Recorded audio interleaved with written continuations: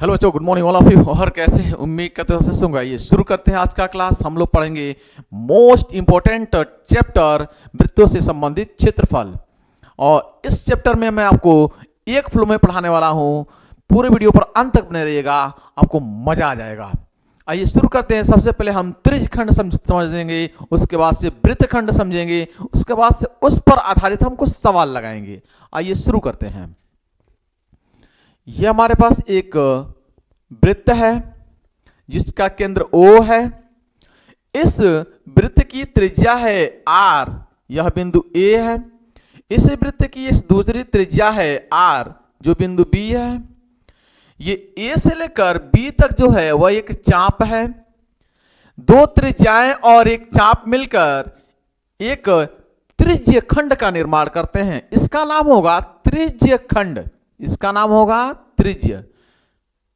त्रिज्य इसलिए नाम होगा क्योंकि ये त्रिज्याओं से मिलकर बनी हुई है। और खंड इसलिए नाम होगा क्योंकि ये पूरा का पूरा वृत्त है। इस वृत्त का एक छोटा सा भाग है, भाग का होता है शब्द खंड। इसका नाम होगा त्रिज्य खंड। अब देखिएगा, ये वाला भाग कहलाएगा, यह भी त्रिज्य खंड ही कहलाएगा, यह भी त्रिज्य खंड ही कहलाएगा। फर्क ये होगा कि ये बड़ा वाला त्रिज्यखंड है और ये छोटा वाला है। इस बड़े वाले को बोलेंगे हम लोग त्रिज्यखंड, इसका भी नाम होगा त्रिज्यखंड। क्योंकि ये छोटा वाला भाग है, ये छोटा वाला है, इसलिए मैं बोलूंगा इसे लघु त्रिज्यखंड। और ये बड़ा वाला है, इसलिए मैं बोलूंगा इसे दीर्घ त्रिज्यखंड। समझ आ गया? अब वृत्तखंड समझ लेते हैं। ये हमारे पास एक वृत्त है। वृत्त का केंद्र O है।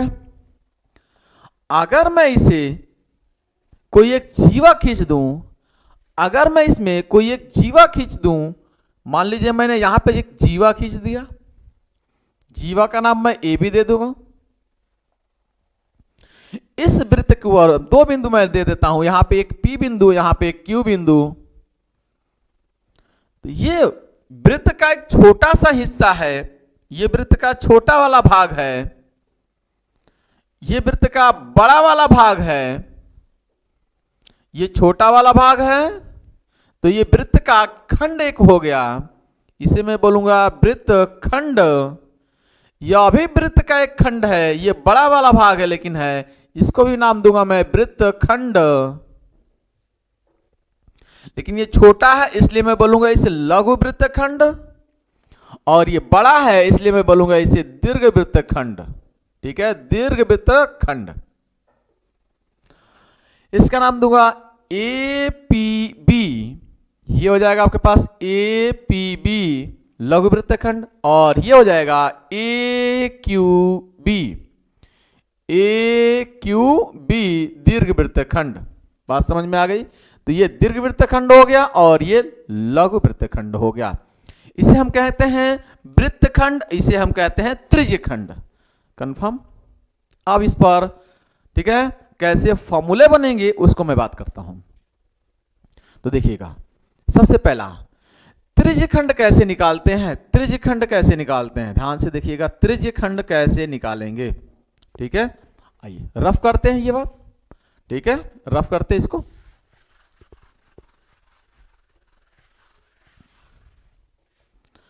तो देखिए, पूरे वृत्त का क्षेत्रफल कितना होता है? पूरा वृत्त का क्षेत्रफल होता है पाई R स्क्वायर। क्या होता है? वृत्त का क्षेत्रफल, वृत्त का क्षेत्रफल होता है वह होता है पाई R स्क्वायर। और पूरा एक चक्कर कितने के बराबर होता है? 360 के बराबर होता है। 360 के बराबर होता है। तो ये एक चक्कर, ये कोई भी सुई ऐसे एक चक्कर पूरा का पूरा लगाएगी, एक चक्कर लगाएगी, तो इस पूरे वृत्त का एक क्षेत्रफल, पूरा का पूरा का वृत्त का क्षेत्रफल घेरेगी। और एक चक्कर कितने? 360, यानी 360 अंश जो होगा वह पाई R स्क्वायर के बराबर होगा। तो एक अंश कितने के बराबर होगा? आप कहेंगे पाई R स्क्वायर बटे 360। भाई 360 रुपया में पाई R स्क्वायर, तो 1 रुपया में कितना? पाई R स्क्वायर में भाग कर देंगे 360 से। 360 की वैल्यू पाई R स्क्वायर, तो 1 की वैल्यू कितनी हो जाएगी? 360 से भाग कर दीजिए। अगर मैं कहूं यहां पर दो अंश की वैल्यू कितनी होगी तो 2 से गुणा करेंगे। मैं कहूं दो अंश की वैल्यू कितनी होगी तो आप कहेंगे पाई आर स्क्वायर बटे में 360 गुणे में 2 गुणे में 2 अंश। मैं कहूं यहां पे 5 अंश कितना होगा तो आप कहेंगे पाई आर स्क्वायर बटे में 360 गुणे में 5। मैं कहूं यहां पे थीटा की वैल्यू कितनी होगी तो आप कहेंगे पाई आर स्क्वायर बटे में 360 गुणे में थीटा। ठीक है, तो आपके किताब में जो सवाल फॉर्मूला दिया हुआ है वह दिया हुआ है थीटा वाले, ये थीटा है, ये थीटा है, ये त्रिज्यखंड का क्षेत्रफल कितना होगा, ये क्षेत्रफल कितना होगा, थीटा वाले त्रिज्यखंड का क्षेत्रफल यानी कोण थीटा वाले त्रिज्यखंड का क्षेत्रफल जो होगा वह होगा आपके पास पाई आर स्क्वायर थीटा बटे में 360। अब इसी पे सवाल आपको लगाना है। ठीक है, इसी पर आपको सवाल लगाना है। पहले इस पर हम कुछ सवाल लगा लेते हैं। ठीक है, पहले सिंपल वे में मैं कुछ सवाल लगाता हूं। जैसे आपसे पूछ लिया कि आपके पास एक वृत्त है, मैं पहले फिगर बनाता हूं फिर लिखित आपको दूंगा। एक वृत्त है जिसका त्रिज्यखंड आपके पास है 60 अंश। आपसे पूछा है इस 60 अंश द्वारा घिरे हुए कितना भाग घिरा हुआ है, इस त्रिज्यखंड का क्षेत्रफल बताइए। ये O है, मान लीजिए ये A है, ये B है और ये मान लीजिए P है। तो आप कहेंगे कि OAPB का क्षेत्रफल त्रिज्यखंड, ठीक है, त्रिज्यखंड OAPB का क्षेत्रफल, त्रिज्या कुछ ले लीजिए आप। ठीक है, मान लीजिए थीटा की वैल्यू दे दी आपको यहां पे 60 अंश और ये त्रिज्या दे दी आपके पास 7 सेंटीमीटर, आर की वैल्यू दे दिया 7 सेंटीमीटर। तो आप कहेंगे त्रिज्यखंड OAPB का क्षेत्रफल, OAPB का क्षेत्रफल, ठीक है, ये पाई आर स्क्वायर थीटा बटे में 360। पाई का मतलब 22/7 और त्रिज्या का मतलब 7 सेंटीमीटर, तो स्क्वायर है इसलिए 2 बार लिखेंगे 7 गुणे 7 और थीटा की वैल्यू है 60 अंश और बटे में 360। ये देखिए 7 से 7 खत्म हो जाएगा, 0 से 0 खत्म हो जाएगा, 6 से 36 6 बार में खत्म हो जाएगा और 7 दूना 14, 7 दूना 14 1 15 154 अपान में 6। ठीक है, 2 से आप और भी काट सकते थे, कोई दिक्कत नहीं है, 2 से आप काट लीजिए और छोटा हो जाएगा आपके पास। तो 7 दूना 14 और 7 दूना 14 बट्टे में 3 आएगा। ठीक है, तो इस तरह से आपके पास जो आंसर आएगा वो 77/3 सेंटीमीटर स्क्वायर एरिया। कितना एरिया घेर रहा है ये? 77/3 सेंटीमीटर स्क्वायर एरिया ये घेर रहा है। ठीक, अगर आपसे कहे कि नहीं दीर्घ वृत्तखंड का क्षेत्रफल आप निकाल दीजिए, दीर्घ बड़े वाला वृत्तखंड का क्षेत्रफल निकालिए, तो छोटा वाला पता ही हो गया है, पूरा होता है पाई आर स्क्वायर। पूरे क्षेत्रफल कितना होता है? पूरा क्षेत्रफल कितना होता है? पाई आर स्क्वायर होता है ना, पूरा होता है पाई आर स्क्वायर वृत्त का क्षेत्रफल।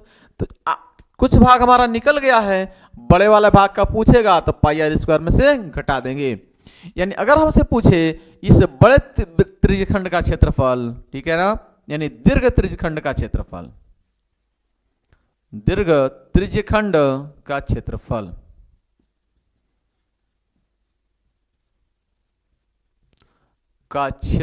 तो आप कहेंगे पाई आर स्क्वायर माइनस का 77/3।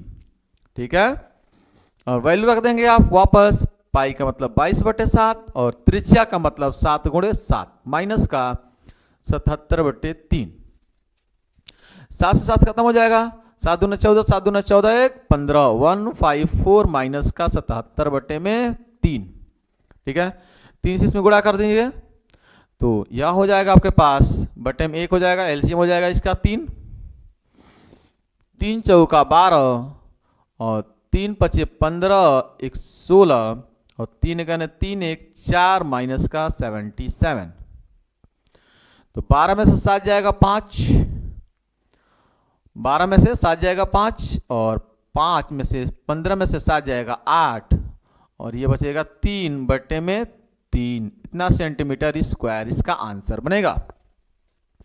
तो बड़े का कितना निकल कर आएगा, बड़े का निकल कर आएगा 385/3 सेंटीमीटर स्क्वायर और छोटे का कितना निकल कर आया है 77 कितना निकल कर आया 77/3 सेंटीमीटर, इसका निकल कर आया 77/3 सेंटीमीटर स्क्वायर।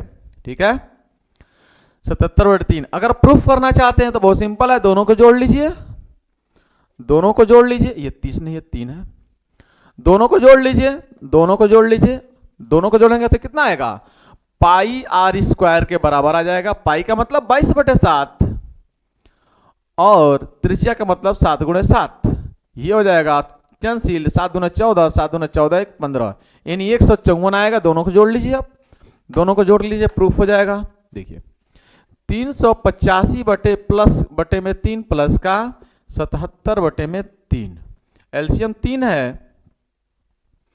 अब यहाँ पे 7 5 7 और 5 12 और 8 7 15 1 16 और 3 1 4, 3 से भाग करेंगे, 3 से भाग कर दीजिए इसमें, तो 3 से भाग करेंगे तो मिलेगा 3 × 3, 1 बचेगा 16, 3 5 15, 1 बचेगा 12, 3 चौका 12, इतना सेंटीमीटर स्क्वायर आ गया 154। ठीक है 154 आ गया। तो इस तरह से ये प्रूफ हो गया, बात समझ में आई है। तो इस तरह से आपके पास सवाल लिखित आएगा। अब मैं लिखित सवाल आपको दे रहा हूं, ठीक है, लिखित सवाल।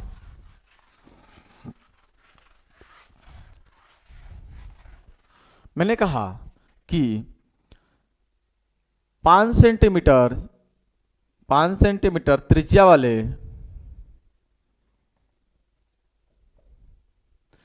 त्रिज्यखंड का क्षेत्रफल ज्ञात कीजिए यदि थीटा बराबर 30 अंश हो। ये आपके पास क्वेश्चन है, क्वेश्चन कीजिए, क्वेश्चन कीजिए फटाफट।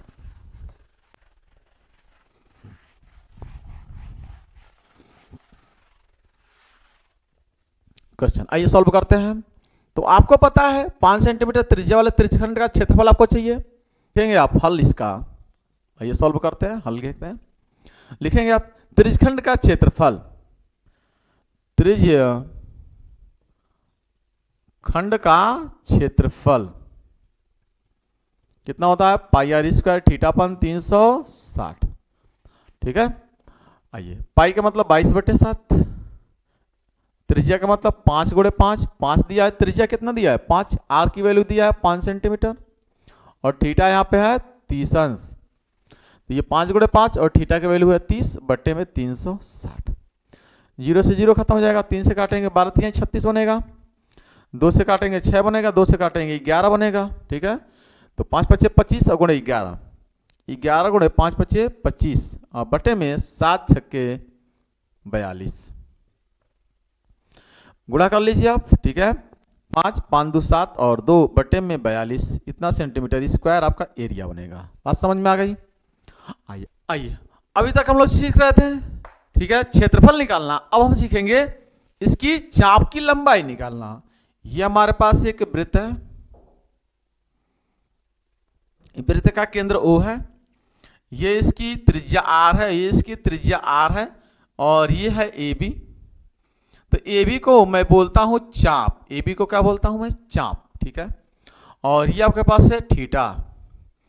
तो अगर मैं इस की लंबाई की बात करूं, ये चाप की लंबाई की बात करूं, कैसे निकलेगा, तो पूरी लंबाई कितनी होती है 2πr। वृत्त की परिधि, इसको बोलता हूं हम लोग वृत्त की परिधि कितनी होती है 2πr। और एक बार 2πr वृत्त की परिधि पर चक्कर लगाएगा कोई आदमी, तो यहां पे कोण कितना बनाएगा 360, कोण कितना बनाएगा 360। तो 360 बराबर होता है 2πr। तो यहां से एक अंश की वैल्यू कितनी होगी 360 अंश की वैल्यू 2πr, एक अंश की वैल्यू 2πr बटे में 360। ठीक है ठीक उसी तरह फॉर्मूला यहां भी बनेगा। अगर थीटा, ठीक है, की बात करूं तो थीटा बराबर हो जाएगा कितना, 2πr बटे में 360 और गुणे में theta.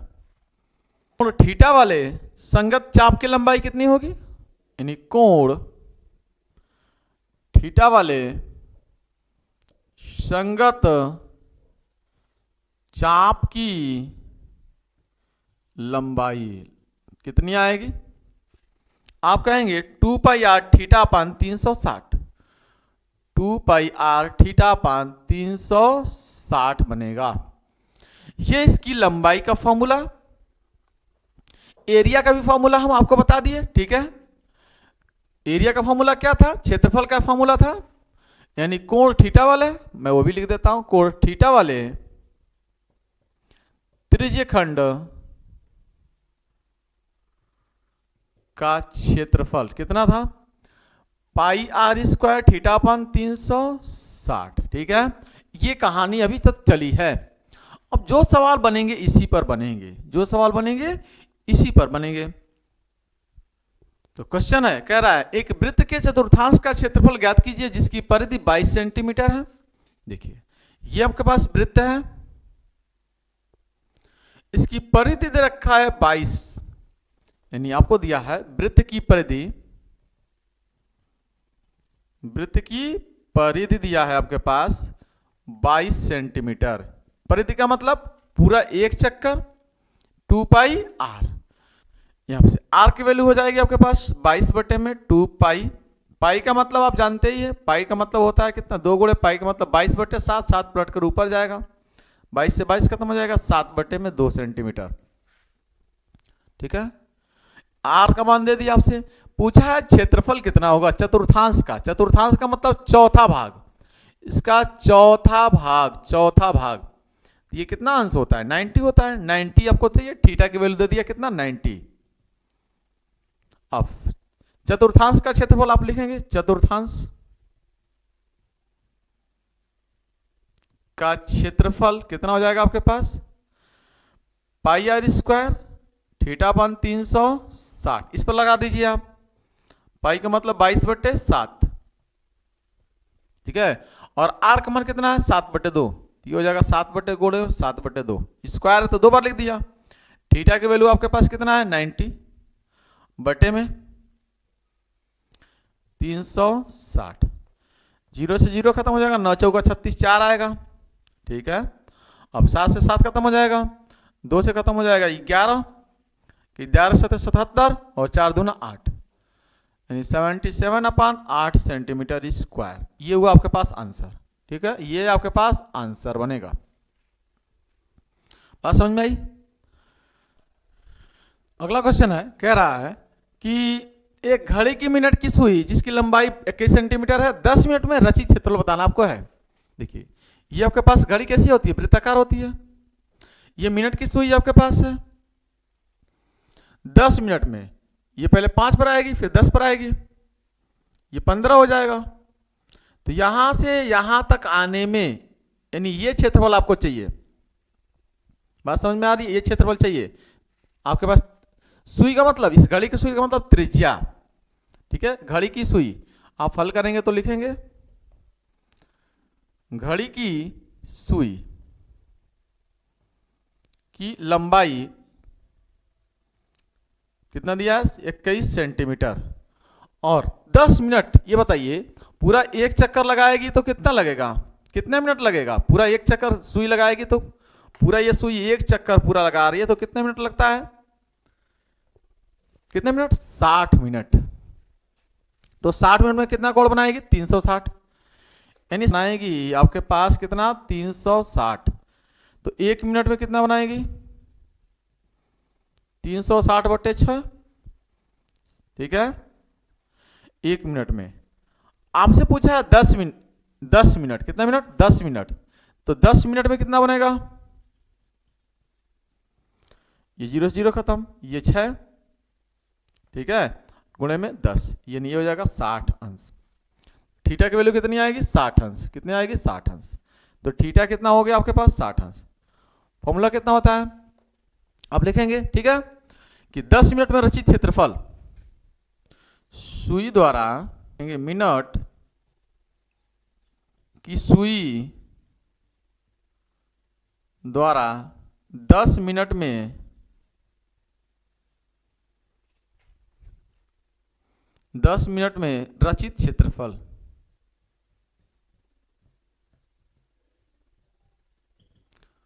Pi are square theta अपन 360, पाई का मतलब 22/7, त्रिज्या 21 है तो 21 गुणे 21 दो बार होगा, थीटा का मतलब 60 अंश और बटे में 360, 7 तरीका 21 3, 0 से 0 खत्म, 6 से 36 6 बार में, 2 से कटेगा 3 आएगा, 2 से कटेगा 11 आएगा, 3 से कटेगा 7 आएगा, सही है, गुणा कर लीजिए। देखिए